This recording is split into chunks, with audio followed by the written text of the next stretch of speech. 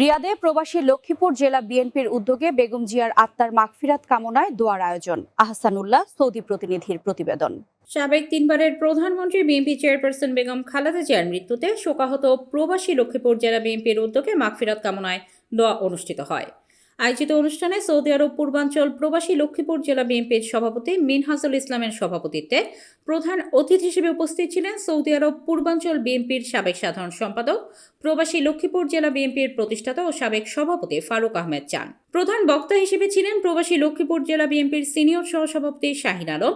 বিশেষ অতিথি হিসেবে উপস্থিত ছিলেন প্রবাসী নোয়াখালী জেলা বিএনপির সাধারণ সম্পাদক সাংবাদিক মোহাম্মদ ওমর ফারুক, সৌদি আরব এনটিভি দর্শক ফোরামের সাংগঠনিক সম্পাদক বেলাল হোসেন, প্রবাসী বেগমগঞ্জ উপজেলা বিএনপির সভাপতি গোলাম রসুল রাসেল। অনুষ্ঠানে প্রবাসী লক্ষ্মীপুর জেলা বিএনপির ভারপ্রাপ্ত সাধারণ সম্পাদক মোবারক হোসেনের সঞ্চালনায় স্বাগত বক্তব্য রাখেন প্রবাসী লক্ষ্মী উপজেলা বিএনপির সাংগঠনিক সম্পাদক মিজানুর রহমান ভুইয়া। অনুষ্ঠানে বিশেষ অতিথি হিসেবে উপস্থিত ছিলেন প্রবাসী লক্ষ্মীপুর জেলা বিএনপির উপদেষ্টা আব্দুল আজিজ ও রফিক ভুইয়া সহ প্রবাসী লক্ষ্মীপুর জেলা বিএনপির বিভিন্ন অঙ্গ সংগঠনের নেতৃবৃন্দ।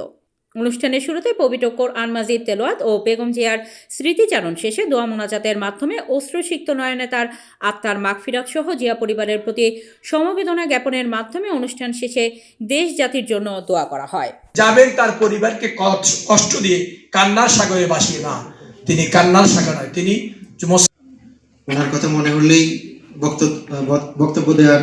সাবেক তিনবারের প্রধানমন্ত্রীর জন্য আজকে আমরা আত্মার মাগফিরাত ও দোয়া আয়োজিত আজকের দোয়া মাহফিলের সম্মানিত সভাপতি, ধন্যবাদ আমাদের লক্ষ্মীপুর জেলার সাবেক তিনবারের প্রধানমন্ত্রীর জন্য আজকে আমরা আত্মার মাগফিরাত ও দোয়া। মাওলা, আয় আল্লাহ, জানি না মাওলা কোন অবস্থায় রয়েছেন তিনি। মাওলা, আয় আল্লাহ, জানি না তার কি চেয়ারপারসন বেগম খালেদা জিয়ার আমাদের এখানে যারা এসেছেন এই শীতকে অধিকার রক্ষার সংগ্রামের